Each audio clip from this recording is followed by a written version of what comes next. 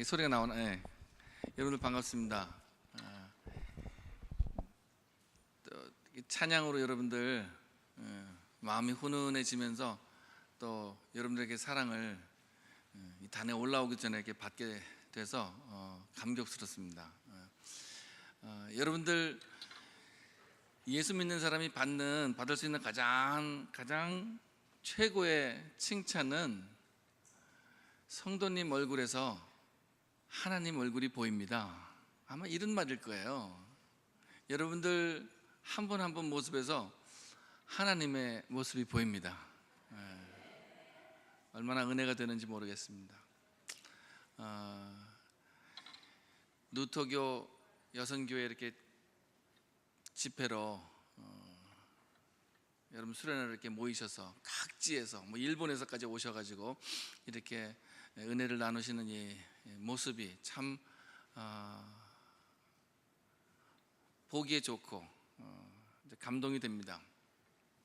잘 아시다시피 루터 교회는 루터를 통해서 우리 교회가 정말 엄청난 개혁을, 엄청난 갱신을, 새로운 그러한 역사를 시작해서 우리 개신교가 있는 겁니다. 장로교, 감리교, 침례교 할 것 없이 모든 개신교는 그 교회를 개혁한 개혁자들에 의해서 시작된 교회임을 우리가 다 알고 또 그 믿음을 본받아야 되는 또 책임까지 우리가 함께 있는 줄 압니다. 그래서 작년에 500주년 기념도 우리가 다 하지 않았습니까? 그리고 이 루터의 가장 귀한 업적 중에 하나가 뭐냐면 성경 말씀으로 우리를 돌아가게 만들었다는 사실이에요. 성경 말씀으로, 성경으로 돌아가자. 그래서 쉬운 독일말로 성경을 번역해서 그 전까지는 성경을 직접 읽지 못했던 성도들에게 성경 말씀, 다시 말해서 하나님의 말씀, 육신이 되어서 말씀으로 오신 예수 그리스도를 직접 만날 수 있도록 그 길을 열어준 바로 루터의 귀한 그 사역을 통해서 오늘의 우리가 있는 줄 압니다. 저는 기독교 교육을 전공하고 가르치는 사람이에요. 그래서 기독교 교육은 뭐냐? 저는 늘 그래요. 성경 잘 가르치는 거예요. 성경 잘 가르치는 게 기독교 교육입니다. 성경을 잘 가르치는 거예요. 루터교의 업적 중에 하나가 뭐예요? 우리 한국교회에 기여한 게 베델성서 아니에요. 베델성서. 교파 다 초월해서 이 베델성서가 안 들어간 곳이 없습니다. 이 베델성서 또 신학편, 예배편, 그 다음에 자녀교육편까지 만들게 됐는데 제가 그 자녀교육편의 또 한 부분을 제가 또 집필을 했어요. 그래서 베델성서 자녀교육편 강의를 위해서 지도자 교육을 위해서 방방곡곡 우리 루터교 여러분들 목사님들하고 다니면서 주의 말씀을 전하고 있습니다. 이렇게 또 귀한 자리에 불러주셔서 감사를 드리고 오늘도 우리가 나눌 이야기는 바로 성경의 이야기입니다. 하나님의 말씀. 여러분들 성경에 가장 먼저 가장 처음 첫 번째 하나님의 명령이 어디에 나오느냐면 창세기에 나와요. 창세기에 나오는데 창세기 2장 16절에 나오는 게 첫 번째 하나님의 명령이에요. 하나님 첫 번째 명령이 뭐냐면 이 동산에 있는 모든 과실을 어떻게 해요? 임의로 먹으라. 이게 임의로 먹으라, 마음대로 먹으라는 거예요. 그리고 난 다음에 동산 중앙에 있는 선과 악을 알게 하는 그 과실은 따먹지 말라, 이렇게 된 거예요. 하나님의 첫 번째 명령은 하지 말라가 아니라 하라였어요. 뭘 하라? 임의로, 마음대로 먹으라는 거예요. 과실을. 하나님의 첫 번째 명령은 우리에게 영어로 말하면 eat freely, 마음껏 먹으라는 거예요. 성경이 끝나는 요한계시록의 맨 마지막 22장 17절을 보면은 마지막 명령이 나와요. 그 마지막 명령을 보면은 뭐라고 적혀있냐면요, 생명수를 값없이 마시라 이래요. 영어로 하면 drink freely예요. drink freely. 그래서 성경의 시작은 eat freely, 임의로 먹으라. 그 다음에 값없이 마시라. drink freely. 성경의 시작과 끝은 먹는 문제와 마시는 문제로, 그것도 하나님께서 마음껏 값없이 임의로 먹으라는 거예요. 그 안에는 무슨 말씀이 있어요? 66권 이 안에는 시작과 끝, 그 안에는 뭐가 있냐면 하나님의 풍성한 하늘의 양식이 들어있는 거예요. 그래서 어떤 분은 성경 66권은 하나님이 베풀으신 하늘잔치, 하늘잔치상이라는 거예요. 하나님의 뷔페예요, 뷔페. 그래서 제가 가만히 성경을 연구해 보니까, 야, 다이어트는 죄겠다, 이 생각이 들어요. 하나님이 임의로 먹고 값없이 마시라 그랬는데 우리가 억지로 안 먹는다는 거, 이거 죄 짓는 거 아닌가, 이런 생각이 들어가지고 제가 체중이 좀 불고 있습니다. 요즘 뭐 TV를 틀기만 하면 먹는 게 나오잖아요. 이게 하나님의 뜻인지 몰라요.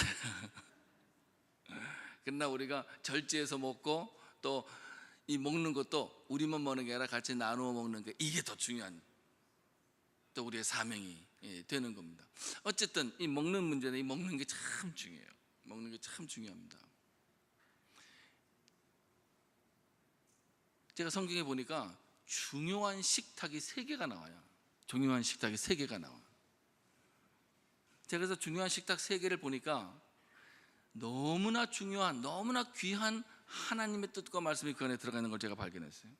여러분, 첫 번째 가장 중요한 식탁이 언제 나오느냐면요, 유월절 식탁입니다. 이스라엘 백성들이 애굽을 탈출하기 바로 전날 밤에 가족끼리 모여서 식사를 하게 되는데, 그것이 바로 유월절 식탁이에요. 여러분들, 그때 잡은 양으로 그 피로 운설주를 피로 바르고 죽음의 사자가 지나간단 말이에요. 그 집은, 그 피를 보면 지나가는 게 구원의 상징, 대속의 상징을 보면 피 지나가는 게 바로 그 안에 예수 그리스도의 보혈의 피가 이미 상징이 되어 있는 겁니다. 지나가는 거예요. 그래서 유월이에요. 유월, 뛰어넘다는 뜻이거든요. 유월. 그리고 또 식사가 한 번 나오는데, 언제 식사가 나오느냐면 예수님께서 돌아가시기 전에 제자들과 함께 나눈 식탁이 있어요. 그게 뭐예요? 마지막 만찬이에요. 이 두 번째 아주 중요한 식탁입니다. 그리고 식탁이 하나 남아 있어요. 아직 우리가 대하지 않은, 우리를 기다리고 있는 식탁이 있어요. 그 식탁이 뭐냐면은 어린 양의 혼인잔치. 계시록에 나오는 어린 양의 혼인잔치는 모든 백성들에게 하나님께서 구원의 약속으로 베풀어 주신, 이미 우리가 받고 있는 초청장을 들고 있는 식탁입니다. 제가 그래서 이름을 붙였어요. 6월절 식탁은 구원의 식탁이에요. 구원의 식탁. 하나님께서 구원을 베풀어 준 구원의 식탁.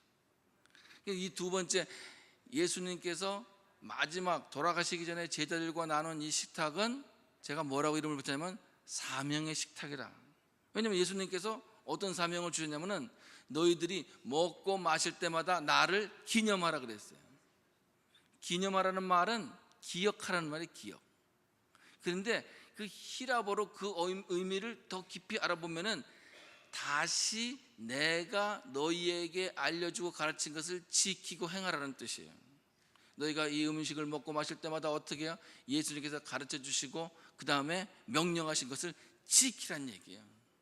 사명의 식탁인 게. 그래서 여러분들 성만찬을 대할 때마다, 예수 그리스도의 몸과 피를 대할 때마다 우리는 예수 그리스도가 주신 사명을 기억하고 그것을 실천하려고 하는 결의를 가져요. 결단을 하셔야 됩니다. 그래서 제가 사명의 식탁이라고 불렀어요. 마지막 식탁은 뭐냐? 소망의 식탁이에요. 소망의 식탁. 우리 모두를 기다리고 있는 소망의 식탁. 그때는 우리가 정말 예수님과 함께 마지막 어린 양의 혼인잔치를 하면서 정말 영원히 슬픔과 괴로움과 고통이 없는 곳에서 예수님과 함께 영원한 복락을 누리는 그날을 우리가 기대하고 소망하는 겁니다. 소망의 식탁이에요. 첫 번째가 무슨 식탁이에요? 구원의 식탁. 두 번째가 사명의 식탁. 세 번째가 소망의 식탁. 그러니까 우리 성경 말씀은 전부 식탁의 이야기예요. 먹는 이야기. 오늘 먹는 얘기를 또 하나 하려고 합니다. 마리아하고 마르다, 여러분들 잘 아시죠? 마리아와 마르다. 이 얘기를 하면 항상 마르다가 억울해요. 그렇죠? 어느 교회를 가든지 마리아가 있고 마르다가 있어요. 서로 얼굴을 보시면 알 거예요. 누가 마리아고 누가 마르다인지. 그렇죠? 마르다는 항상 어디 있어요? 부엌에 있어요. 응? 그 힘든 일을 하고 빚도 없고 공도 없어. 그 마리아는 가서 그냥 잘 차려입고, 아이고 오늘은 내가 좀 도와주려 했더니 뭐 좀 손톱을 좀 하고 와갖고 오늘 못하겠네 이러면서 탁 어디 가서 딱 앉아있단 말이야. 그 얄미워. 응? 교회마다 마리아하고 마르다가 있어요.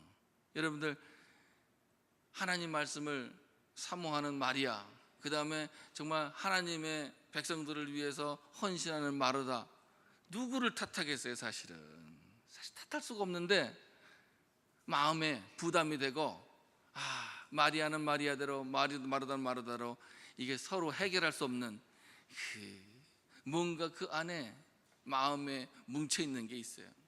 오늘 제가 이 말씀을 통해서 서로의 오해를 좀 풀어드리려고 그래요. 마리아에게 우리가 갖고 있는 오해, 그 다음에 마르다에게 갖고 있는 오해를 좀 풀어드리려고 그래요. 그래서 오늘 이 말씀을 다시 보고자 합니다. 이 베단이라는 곳은요, 베단이라는 곳이 굉장히 중요한 곳이에요. 예수님 사역에 있어서 베단이는 굉장히 중요한 곳입니다. 이 베단이는 예루살렘에서 동쪽으로 한 2km 정도 떨어져 있는, 예루살렘에서 굉장히 가까운 도시입니다. 베다니. 근데 이 베다니에 나사로라는 예수님의 절친이 살고 있었어요. 그리고 이 나사로의 두 누이가 있었는데 그들의 이름이 바로 마르다와 마리아입니다. 잘 아시다시피 이 마르다는요, 이 요리를 잘하는 사람이었어요. 그래서 예수님이 아마 이 마르다의 요리를 참 좋아하셨던 것 같아요. 그래서 베다니에 들려서 마르다의 음식을 즐겨 드셨던 것 같습니다. 그리고 아마 예수님과 나사로, 마르다, 마리아는 한 형제처럼 아주 가깝게 지내던 사이였어요. 어느 날 예수님께서 제자들과 함께 길을 가시다가 마르다가 있는 이제 베다니로 들어가셔서 마르다의 집으로 가시게 된 거예요. 가시게 됐는데, 여러분들, 예수님이 한 번 이동하면은 그 숫자가 얼만큼 되는지 여러분들 잘 모르시죠? 최소한 12은 있어요. 왜? 제자들이 12이니까. 그러니까 예수님까지 포함해서 13입니다. 만약 오늘 여러분들 집에 저녁에 13명이 아무런 사전 예고도 없이 들어다 시켰다, 여러분들 어떠시겠어요? 아우 어서 오세요. 우리 음식 같이 나눠서 제가 좀 준비할게요. 여러분들 그러시겠어요? 아이고, 마음이 여러분 무거워지기 시작합니다. 이걸 어떻게 대접할까? 아니 미리 전화를 좀 주든지 미리 좀 전가를 좀 해주셨으면 좋을 텐데, 그렇잖아요. 그런데 기록에 보면은 예수님이 한 번 움직일 때 제자들 12를 포함해서요 한 100여 명 정도가 같이 따라다녔답니다. 그러니까 최악의 경우에 지금 한 130명 정도가 마르다 집에 들어가게 되는 거예요. 그 장면을 생각을 해보세요. 기가 막힌 일입니다. 여러분들, 우리가 마르다를요, 아이고 왜 가서 이렇게 예수님 앞에서 이렇게 좀 불평하고 말이야, 마리아 좀 일 좀 도우라 그러고 이렇게 좀 투정한 사람으로 생각하지만요, 그 상황을 보면은 마르다의 그 황당함은요 우리가 짐작하기 어려울 정도로 큰 일이었습니다. 어쨌든 13명이 왔든 100여 명이 왔든 갑자기 들이닥치게 된 거예요. 그런데 마르다는 여느 때처럼 아무런 불평 없이 그 손님들을, 예수님을 맞이한 거예요. 그 말은 무슨 말이냐면은 마르다는 항상 준비가 돼 있었던 거예요. 언제 예수님이 들이닥칠지, 언제 예수님이 오실지 모르니까 항상 준비하고 있었던 거예요. 기름을 채우고 있었던 다섯처전처럼요 항상 준비하고 있었던 거예요. 물론 이 중동 지방의 그 당시의 음식이라는 것이요, 그 사막지이기 때문에 항상 이렇게 좀 마른 음식으로, 말려놓은 음식으로 이렇게 준비가 돼 있고, 음료수라든지 그 다음에 떡이라든지 이런 것들을 항상 준비해 놓고 있었던 거예요. 그러니까 마르다는 그런 준비가 있었기 때문에 당황하지 않고 예수님의 제자들을 다 맞이했던 거예요. 식사 식사를 대접하기 시작했어요. 그런데도 불구하고 어떻게 해요? 이제 좀 붙이기 시작하는 거예요. 힘에 붙이기 시작하는 거예요. 너무 많으니까. 그런데 가만히 들어보니까 마리아가, 자기 동생 마리아가 뭐하고 있냐면 예수님의 어디에서요? 무릎 앞에서 예수님 말씀을 여러 고 듣고 앉아 있는 거예요. 여러 고 듣고 앉아 있는 거예요. 우리가 보통 그런 광경을 봤을 때 마르다가 어떤 심정이었을까? 야속할 수도 있고, 좀 나 좀 도와주지. 근데 조기가 감싸갖고 말이야, 나는 지금 왜 막 동분서주 그냥 콩콩콩콩 뛰고 있는데 저러고 있을 수가 있을까? 그런 생각이 들었을지 몰라요. 자, 그런데 여기서부터 우리가 이 장면을 잘 봐야 돼요. 이 장면을 잘 봐야 됩니다. 마르다가 예수님께로 갑니다. 가서 예수님께 이야기를 해요. 예수님께 뭐라 그래요? 예수님, 내 동생 마리아가 예수님 무릎 앞에서 말씀을 듣고 있는데 저 마리아더러 나한테만 일을 떠맡기지 말고 나를 좀 도우라고 해주세요. 이렇게 예수님께 얘기를 합니다. 여러분들 그 구절이 어떻게 나와요? 여러분들 누가복음 한번 보실까요? 누가복음 10장 38절로 한번 가볼게요. 같이 우리 이 말씀을 그대로 한번 우리가 다시 잘 살펴볼 필요가 있어요. 누가복음 10장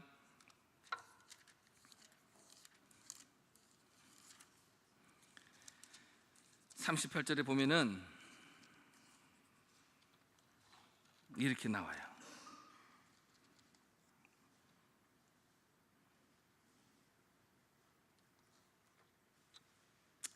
(40절에) 보니까 마르다는 준비하는 일이 많아 마음이 분주한지라 예수께 나아가 이르되 주여, 내 동생이 나 혼자 일하게 두는 것을 생각하지 아니하시나이까 그를 명하사 나를 돌아주라 하소서. 이랬어요. 여러분들 이 말씀을 잘 들여다보면요, 여러분들이 혹시 마르다라고 생각하시면, 마르다라고 한번 생각해 보세요. 여러분들 어떻게 하시겠어요? 저는 이 구절을 볼 때 궁금한 생각이 드는 거예요.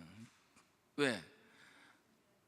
마리아의 도움이 필요해서 마리아한테 가서 직접 얘기해야지 왜 예수님한테 얘기를 해요? 그렇잖아요. 야 마리아, 잠깐 일로 와봐. 너는 나 좀 도와줘야지.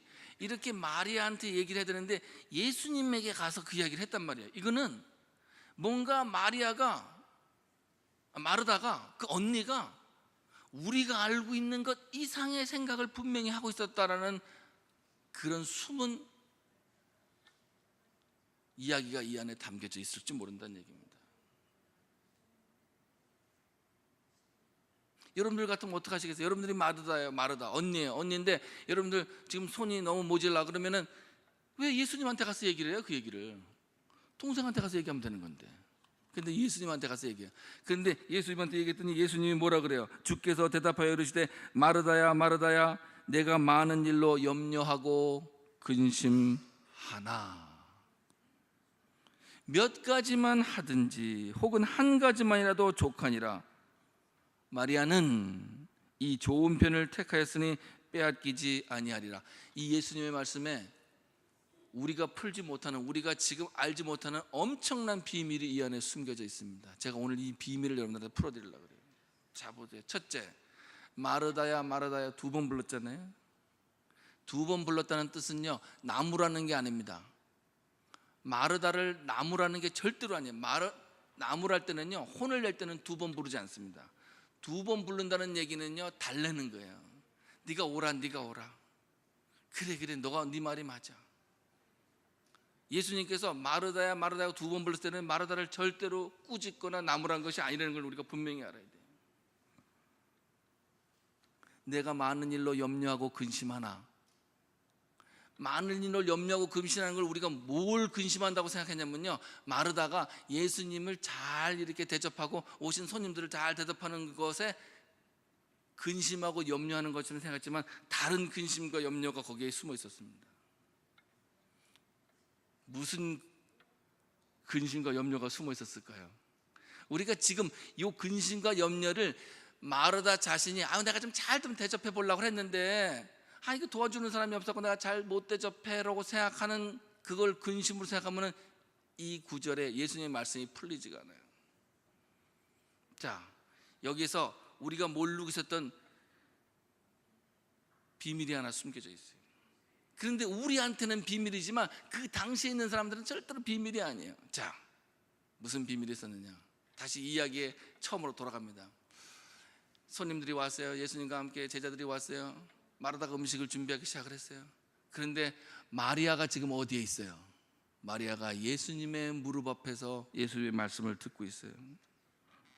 39절에 보니까 그에게 마리아라는 동생이 있어 주의 발치에 앉아 그의 말씀을 듣더니, 이 구절을 우리는 그냥 지나쳐 갑니다. 아, 마리아는 예수님 발치에 앉아서 말씀을 들었구나. 그러나 당시에 이 유대의 풍습 또 법 아래서 여성이 예수님의 발치에 앉아 말씀을 들을 수가 없었습니다. 예수님의 발치에 앉아 말씀을 듣는다는 것은 무엇을 뜻하느냐면 예수님의 제자가 됐다는 뜻이에요. 사도 바울이 가말리엘 문화에 있었다라는 그 표현과 똑같은 표현입니다. 예수님이 제자를 받아들이실 때, 그리고 예수님의 제자는 예수님 무릎 앞에서 말씀을 발치해서 듣는 거예요.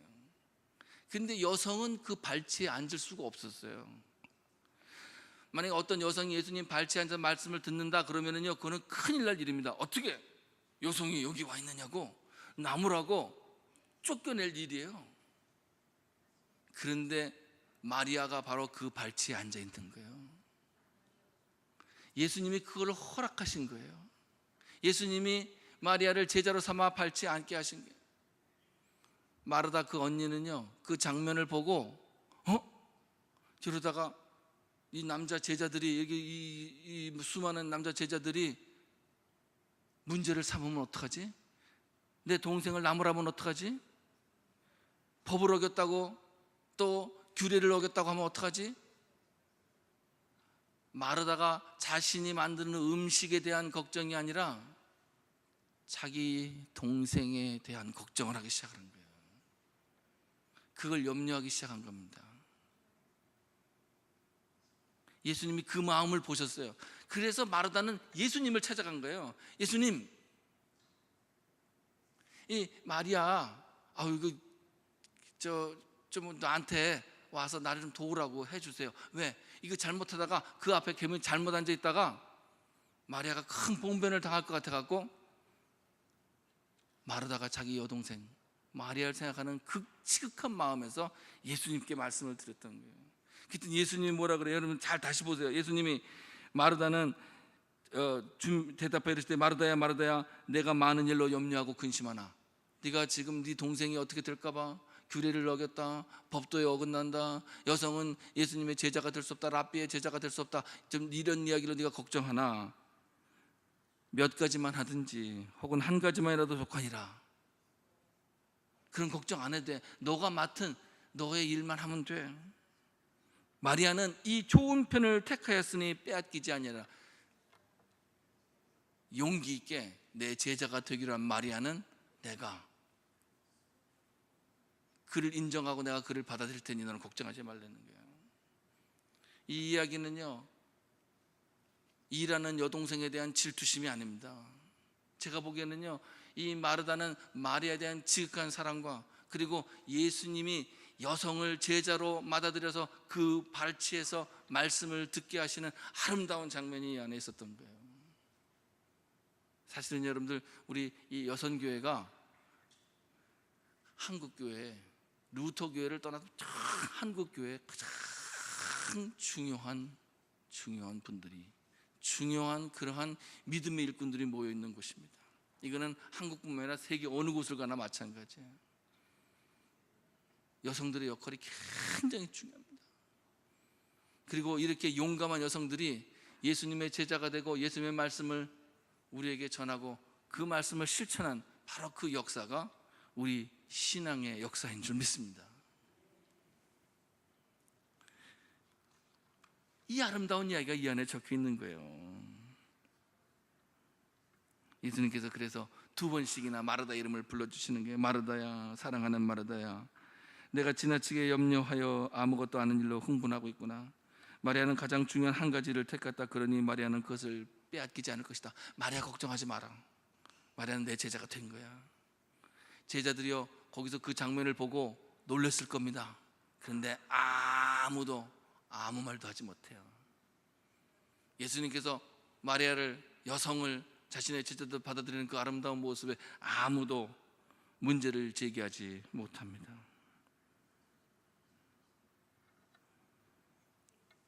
그래서 예수님께서 마리아가 선택한 일을 가장 중요한 일이라고 했던 거예요. 제자가 되는 일, 말씀을 사모하는 일, 그것이 더 중요하다는 것을 인정해 주신 거예요. 여러분들, 일하고 섬기는 일, 마르다의 일이 하찮거나 보잘것없는 일이 절대로 아닙니다. 여러분들, 마르다는요 더 훌륭한 여성이에요.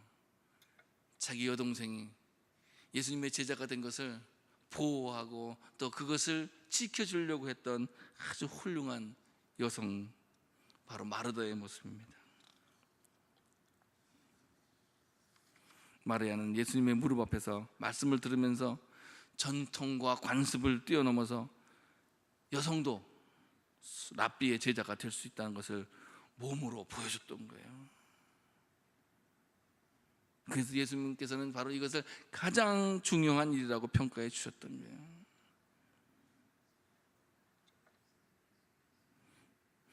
이 성경이 당시에 이 말씀이 들려졌을 때는 가장 충격적인 장면은 마르다를 돕지 않은 마리아도, 예수님의 도움을 요청하는 마리아도 아니었어요. 가장 충격적인 장면은 예수님의 무릎 앞에서 말씀을 듣고 있는 여성 마리아, 그 모습이었습니다. 그래서 저는 이 이야기의 제목을 예수님의 무릎 앞에서 말씀을 들으며 제자가 된 마리아, 이렇게 바꿔야 되지 않을까. 이렇게 아름다운 모습이 이 여성들의 믿음의 그 귀한 모습들이 성경에 숨어 있는데, 아마 학자들이 말이야, 남자들이 많아서 그런지 이거를 밝혀내 주질 않는 거예요. 이거를 밝혀내 주지 않는 거예요. 이 마리아하고 마르다는요 참 귀한 그 신앙의 아주 모범을 보여줬던 분들이에요. 이제부터 여러분들 마리아와 마르다 얘기 나오면은요, 여러분들 그 안에 숨겨져 있는 예수님의 제자가 된 마리아의 모습과 그걸 지켜주려고 했던 그 언니 마르다의 모습을 꼭 기억하시기 바랍니다. 아름다운 신앙의 모습들이, 이 여성의 아름다운 신앙의 모습들이 우리 성경에, 예수님의 말씀 속에 지금 기록이 돼서 우리에게 전해졌다는 것, 그리고 이것을 우리가 다시 발견해서 그 아름다운 모습이 있다는 것을 다른 사람들에게 많이 전해야 되는 사명을 가지고 있는 겁니다. 이 이야기하고 연결된 이야기가 뭐냐면, 여러분들 옥합을 깨트린 마리아의 모습이 또 나와요. 언제 옥합을 깨트리는지 아세요? 나사로가 죽어요. 그렇죠? 나사로가 죽어. 나사로가 죽었다가 어떻게? 다시 살아나요. 예수님이 오셔가지고 그 무덤에 가서 나사로야 나오라, 그러니까 나사로가요 이 죽어서 다 이렇게 붕대로 막 염을 해가지고 이랬는데도 그걸 그 모습 그대로 걸어 나온단 말이에요. 그래서 나사로를 맞이하고, 이제 나사로가 다시 살아나고 난 다음에 한 달여쯤 지나서 바로 자신의 집에서 이 기쁜 날을 기념하기 위해서 잔치를 벌입니다. 그 잔치를 벌여요. 성경에 보면 유월절 엿새전이라고 나오거든요. 요한복음 12장에 나오는 얘기입니다. 그래서 잔치를 베푸는데, 이 잔치에서 또 사람들이 다 모여갖고 다시 그 나사로 집에서 이제 음식을 먹으면서 나사로가 다시 살아난, 다시 돌아온 오빠를 기뻐하면서 잔치를 벌이고 있었어요. 근데 이 잔치를 벌이고 있는 도중에 이 또 마리아가 또 일을 벌리는 거예요. 마리아가 어떤 일을 벌였어요? 마리아가 옥합이라고 부르는 향유 한 병을 들고 나온 거예요. 그런데 이 향유는, 여러분들 들어서 아시겠지만, 이 향유는요 그 어머니가 자기 딸이 시집갈 때 주려고 평생을 모아가지고 고이 간직해서 이렇게 준비해 놓은 혼수입니다. 혼수. 근데 이 혼수가 어떤 혼수냐면은, 이 향유는 히말라야 산맥에서 자라는 나드라고 불리는 식물의 뿌리에 상단 부분을 말려가지고 얻은 기름이래요. 색깔은 장밋빛을 띠고 달콤한 향기를 냈답니다. 딱딱한 뿌리 한 아름에서 겨우 2방울 정도의 기름을 얻을 수 있었다고 하니 그 가치는 엄청난 것이었어요. 마리아가 가져온 한 병의 향유는 헬라의 단위로 1리트랑 12온스 정도였다고 합니다. 이 향유는 마리아의 어머니가 남겨준 것으로 값으로는 300데나리, 1데나리온이 하루 품삯이었다고 하니까 어림잡아 1년치 봉급이라고 합니다. 오늘날 화폐 가치로 바꿔보면요, 1데나리온을 10만 원 정도로 보면 3천만 원 정도 가치가 있는 향유를 들고 나온 거야. 3천만 원. 이것을 3천만 원을 어떻게 3천만 원을 그냥 3천만 원을 예수님 발에다 붓는 3천만 원. 3천만 원을 붓는 거야. 여러분들, 자, 이 정도 우리가 뭐 방이라고 이보다 작았을지 모르지만 이 정도 방에 누가 진짜 그 기가 막히게 3천만 원짜리 그 향수를 가져다가 발에다가 붓는 거예요. 어떤 일이 벌어졌을까요? 어떤 일이 벌어졌을까요? 이 집 안에 그윽한, 정말 말로는 형용할 수 없는 정말 달콤하고 아름답고 그윽한 향기가 번지기 시작하는 거예요.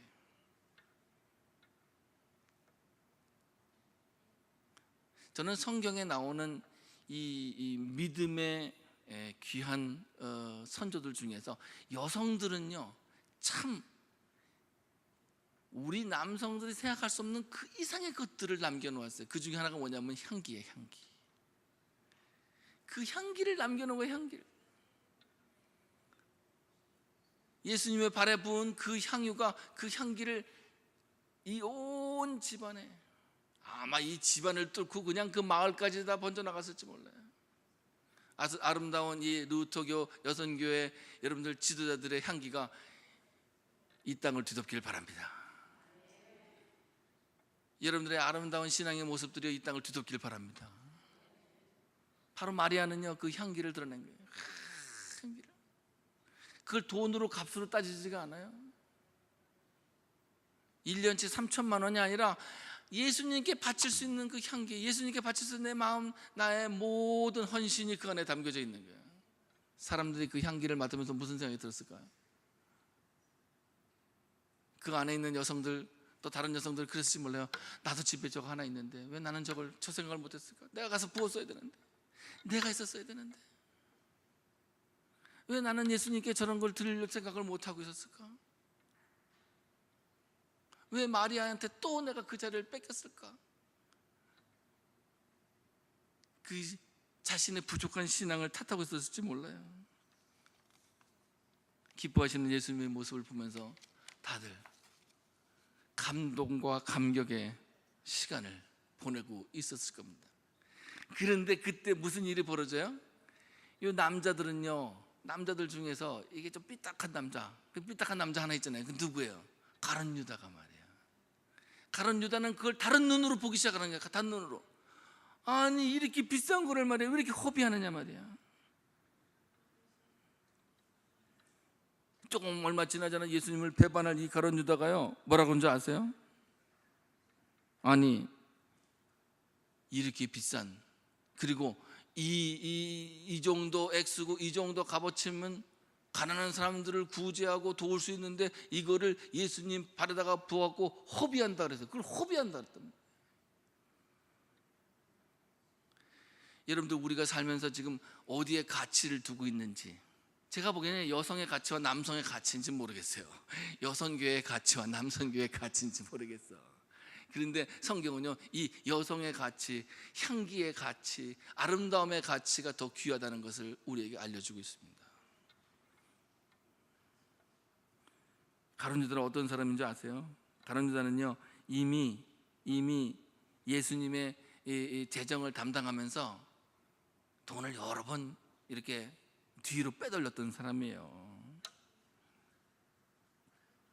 왜 예수님께서 가룟 유다에게 그런 일을 맡기셨는지 모르겠어요.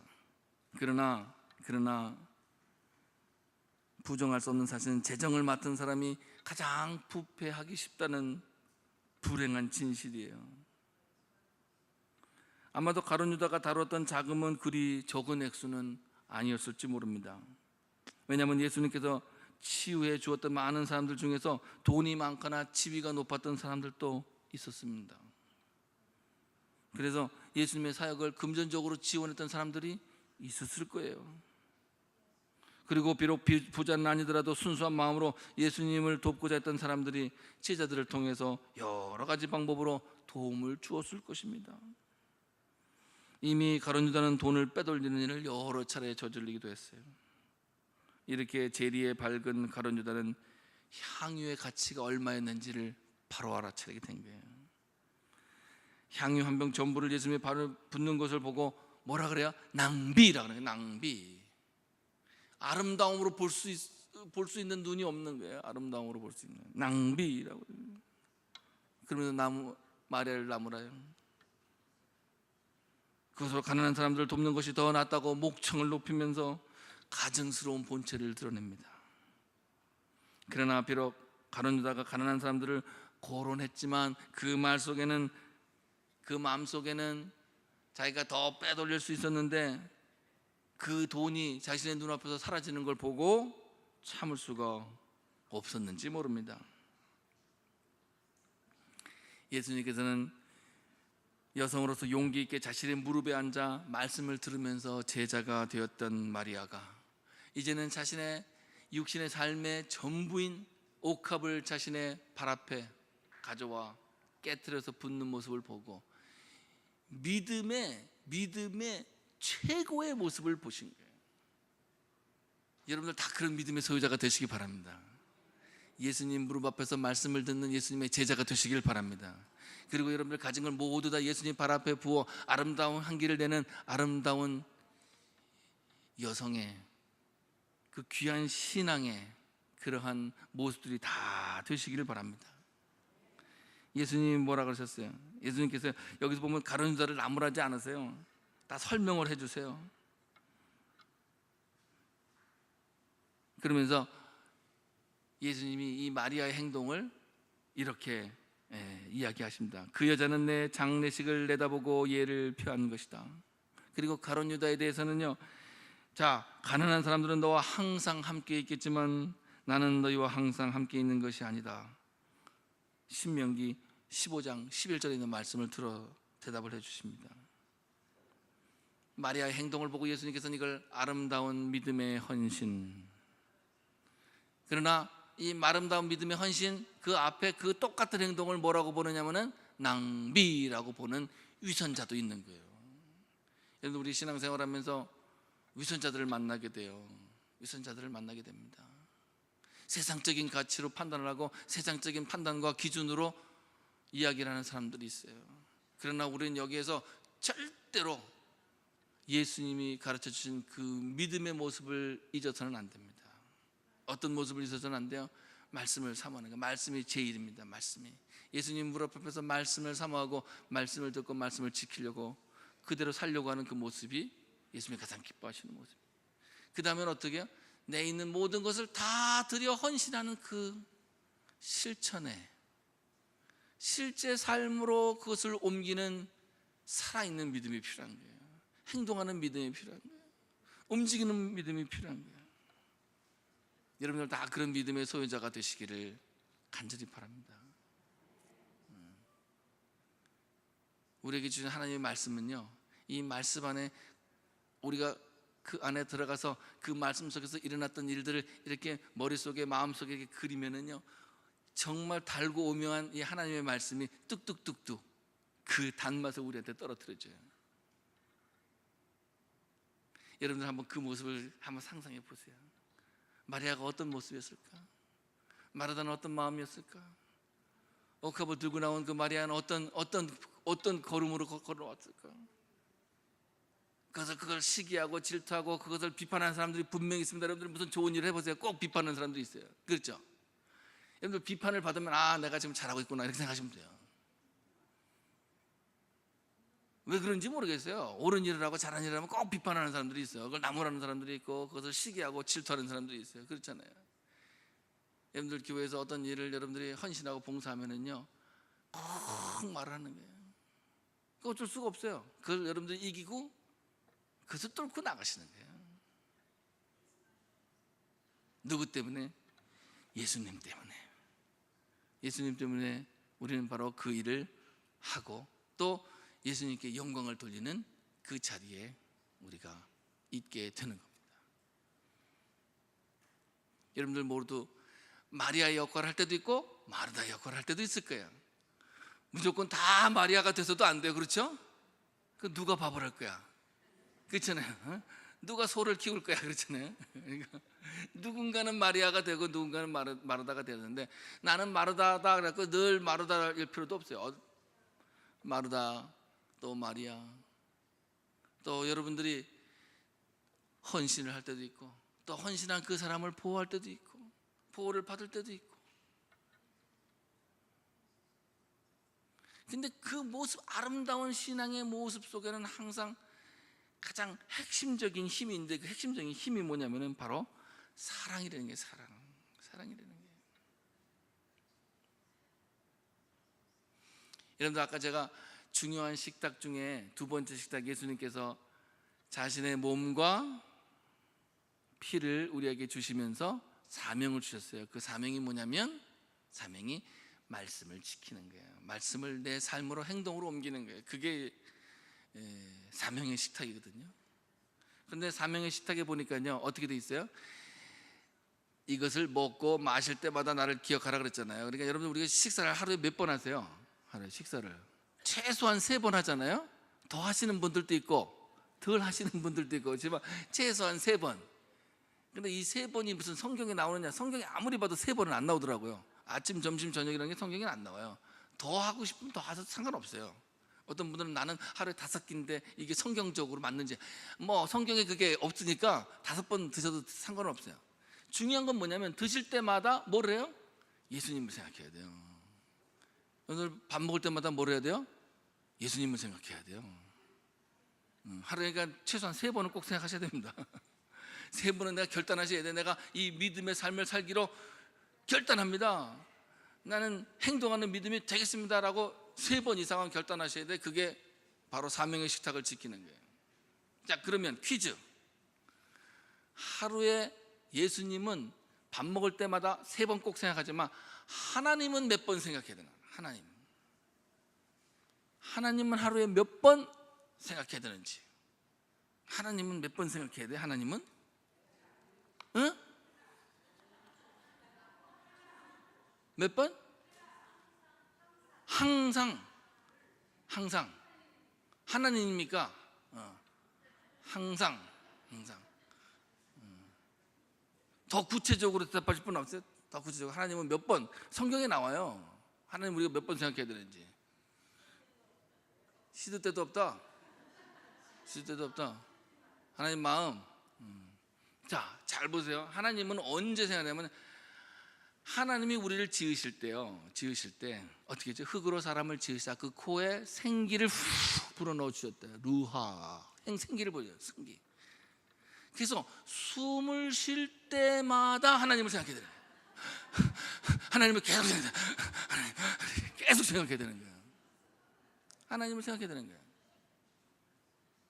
여러분들 웃으셨죠? 웃으셨는데 정말 웃을 만큼 감격스러울 만큼 귀한 진리가 그 안에 담겨져 있어요. 자, 모세가 하나님께 분을 받아서 이스라엘 백성들을 애굽에서부터 구출해갖고 나와라. 그랬더니 모세가 하나님께 뭐라 하냐면 하나님, 아니 내가 하나님 이름도 모르는데 사람들이 하나님 이름 모르는 뭐라고 물어보면 내가 뭐라고 대답하겠습니까? 그랬더니 하나님이 이름을 가르쳐줘. 내 이름을 가르쳐줄게. 내 이름이 뭐냐면은 나는 스스로 있는 자다 그랬어요. 스스로 있는 자다. 여러분들 이 스스로 있는 자다란 말이요 스스로 있는 자란 말이 히브리어로 어떻게 발음이 되느냐면요, 우리가 사람이 숨을 쉴 때 들숨과 날숨이라는 게 있어요. 이 들숨과 날숨이 바로 나는 스스로 있는 자라는 히브리어의 발음이에요. 히브리어의 발음 그대로가 들숨과 날숨이에요. 그래서 우리는 태어날 때 하나님의 이름을 부르고 태어나는 거예요. 마지막으로 죽을 때도 하나님, 하나님. 그래서 어떤 분들 그냥 주여, 주여, 주여. 믿음이 좋은 분들이에요. 주여, 주여. 뭐 믿음이 좋은 분들이에요. 우리는 숨을 쉴 때마다 하나님의 이름을 부르대요. 주여, 하나님, 하나님. 이 하나님의 이름, 스스로 있는 자라는 하나님의 이름 속에서도 이 들숨과 날숨이 숨어 있듯이요, 우리는 하나님을 언제 생각해야 돼요? 어느 만큼 생각해야 돼요? 살아있는 순간, 매 순간, 숨을 쉬는 순간, 순간마다 우리는 하나님을 기억하고 생각하고 하나님을 찬양해야 될 줄 믿습니다. 그게 우리의 사명이에요. 얼마나 이 성경 말씀이요, 보면 볼수록 너무 기가 막힙니다. 어떻게 이렇게 성경 말씀을 하나님께서 이렇게 오묘하고 정말 기묘하게 이 말씀 속에 하나님의 뜻을 다 심어놨는지. 우리가 보지 못해서 못 볼 뿐이에요. 보지 못해서 못 볼 뿐이야. 들여다보면 기가 막히게 하나님의 비밀이 그 안에 숨어 있는 줄 믿습니다. 여러분들 모두가 이제는 말씀의 제자인 마리아가 다 되시고, 그리고 말씀의 제자가 되려고 하는 그 나의 신앙의 동지들, 또 나의 신앙의 가족들을 어떻게 해요? 여러분들이 감싸고 보호하는 마르다가 되시길 바랍니다. 그래서 이 루터교 여선교회가요, 500년 전에 이 개신교를 새로 일으키고 예수 그리스도를 믿는 사람들의 생각과 마음과 모든 그 방향을 뒤집어 놓은 마틴 루터처럼 여러분들이 바로 이번 이 수련을 통해서 예수님의 말씀을 사모하는 마리아, 그리고 예수님의 말씀을 사모하는 그 여성들을 더 많이 이 세상에 내보내려고 노력하는 마르다가 다 되시기를 간절히 바랍니다. 그리고 우리에게 주신 이 귀한 식탁, 이 66권은 뭐라 그랬어요? 66권 하나님 주신 이게 하늘의 양식이, 하늘의 양식. 이게 다 정말 우리가 영적으로 먹고 마셔서 우리가 풍성하게 되는 하나님의 귀한 음식인 줄 믿습니다. 이 음식을 잘 요리해서 다른 사람들과 나누는, 이게 진짜 먹방이지 뭐, 그렇잖아요. 이게 진짜 우리가 같이 나눠야 될 하나님의 귀한 양식인 줄 믿습니다. 그래서 여러분들 주어진 일, 맡겨진 일 속에서 항상 어떻게 해요? 아름다운 맛과 아름다운 향기를 드러내는 여러분들 되시길 바랍니다. 그래서 제가 보기에 하나님께서 여성들에게 그런 일들을 주셨는지 몰라요. 근데 이거는 사실 여성들만의 문제가 아니라 남성들도 이 일을 여성들에게만 다 넘길 것이 아니라 우리도 그 맛을 같이 남기고 또 나누는 그러한 일을 해야 될 줄 압니다. 옥합을 깨뜨린 마리아 이야기를 보면서 그것을 낭비라고 얘기했던 그 남성의 그 부끄러움이요, 항상 마음에 제가 부담이 돼요. 항상 그렇게밖에 못 봐. 여러분들은 교회에서 또 그 믿음의 현장에서 그것이 낭비, 분석과 현실의 눈으로 볼 것이 아니라 하나님이 기뻐하시는 은혜의 눈으로 보는 여러분들이 되셔야 돼요. 그래서 우리 한국교회가요, 너무 그냥 물질적으로 물량적으로 막 크고 거대해야만 이게 뭔가 하나님이 기뻐하시는 것 같지만 절대로 그렇지 않습니다. 절대로 그렇지 않아요. 제가 그전에 여기 우리 한국에 그 지도급 되시는 목사님들 있잖아요. 이렇게 이름만 되면 각 교단에 아주 그냥 그 이름만 되면 이렇게 딱 하는 분들이 이렇게 모여가지고 이제 회의를, 호텔에서 이렇게 회의를 하는데요, 어디 의자가 정해져 있지도 않는데요, 척척척척척 자기 자리를 앉더라고요. 가만히 보니까요, 나중에 제가 물었어요. 어떻게 저렇게 사니까 교회가 큰 순서대로 앉는데요. 큰 큰 순서라. 그거 한번 잘못 앉으면 큰일 난대요. 순서가. 야, 기가 막히다. 그 다음에 이 발언권도 말이에요. 주장하는 것도요, 교회가 큰 순서대로 다 결정이 된대요. 왜? 교회가 큰 순서대로 많이 돈을 낸대요. 이게 지금 누구의 기준인지 모르겠어요. 그러나 하나님의 기준은 절대 아닙니다. 예수님의 기준은 절대로 아니에요. 내 무릎 앞에 앉아가지고 내 말씀을 듣는 나의 제자가 된 마리아를 칭찬하시고 가장 귀중한 것을 택했고 누구도 그것을 빼앗아가지 못할 것이라고 예수님께서 말씀하십니다. 여러분들은 이 더운 날 가장 귀한 걸 선택하신 분들인 줄 믿습니다. 근데 여기 진짜 시원하네, 그렇잖아요? 뭐 어딜 다른 데를 가겠어, 그렇잖아요? 여기 뭐 수영장을 간들 계곡을 간들 여기보다 더 시원하겠어요, 그렇잖아요? 여러분들은 가장 귀한, 가장 지혜로운 선택을 하신 줄 믿습니다. 이 아름다운 선택이 여러분들과 여러분들 교회, 그 다음에 이 루터교 전체 큰, 그 다음에 귀한 전통으로 남기를 간절히 바랍니다.